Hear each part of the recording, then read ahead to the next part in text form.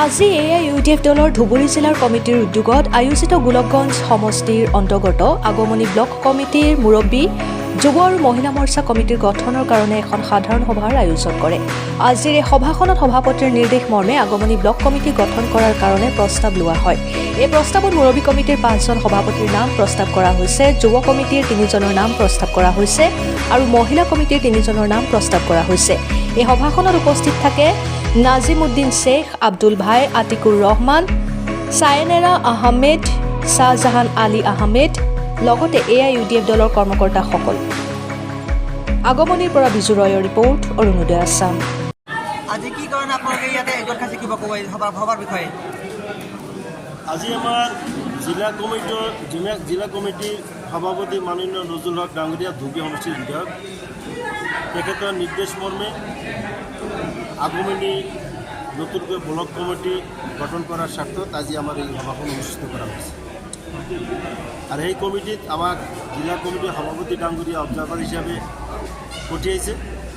আমি অবজাৰ্ভ কৰিলোঁ, কমিটি ইতিমধ্যে একাধিক নাম প্ৰস্তাৱ আহিছে আৰু এইবিলাক লৈ আমি সভাপতি ডাঙৰীয়াৰ অনুমোদন লোৱাৰ কাৰণে আমি এটা সাবমিশন কৰি তেখেতে অনুমোদন দিয়াৰ পিছত এই কমিটিখন পূৰ্ণাংগভাৱে স্বীকৃত পাব আৰু অহা দিনত তেখেতসকলে দলত কাম কৰিব।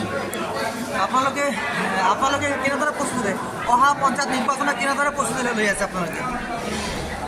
আমাৰ অহা পঞ্চায়ত নিৰ্বাচনৰ স্বাৰ্থতে এই কমিটিবিলাক আমি নতুনকৈ গঠন কৰি আছোঁ আৰু ইনশাআল্লাহ আমাৰ কৰ্মীসকলৰ মাজত যি উৎসাহ উদ্দীপনা বৰ্তমান দেখা যায়, তেখেতসকলে মনে প্ৰাণে অহা পঞ্চায়ত নিৰ্বাচনত আমাৰ প্ৰাৰ্থীসকলক জয়ী কৰাব আৰু এই নতুন কমিটিৰ জৰিয়তে তেওঁলোকে আৰু উৎসাহ বেছি পাব।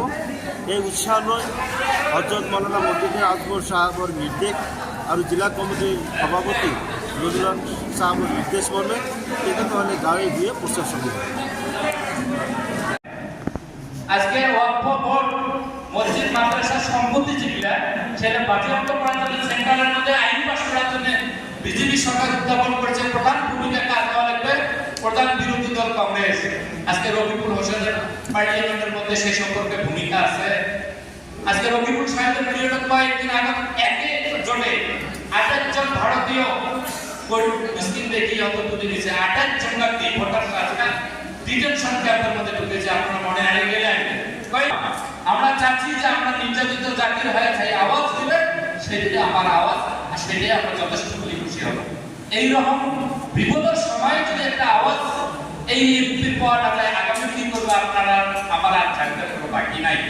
তবে এই দলটা যখন সরকার আসবে ভাবিয়ে এই মানে আমরা এই ভোটটা দিয়েছি, তবে বুঝবার বাকি নেই, সামনে আরো বোঝা যাবে, সময় আরো আছে। যত কই 5 বছরের আগে তো ভোট আসবে নয়, আপনারা অন্তত খেয়াল করে থাকেন হুজুরের কাম আর রেভলিউশনের কাম করে খেয়াল করে। আমরা চাচ্ছি যে আপনারা মুক্তভাবে থাকে সেইভাবে আমরা সেটা হওয়া লাগছে না। গতিকে উদ্দেশ্যের সাথে আমার সমস্যার মিল আছে, যার জন্য একবারে আমরা সাপোর্ট করছি।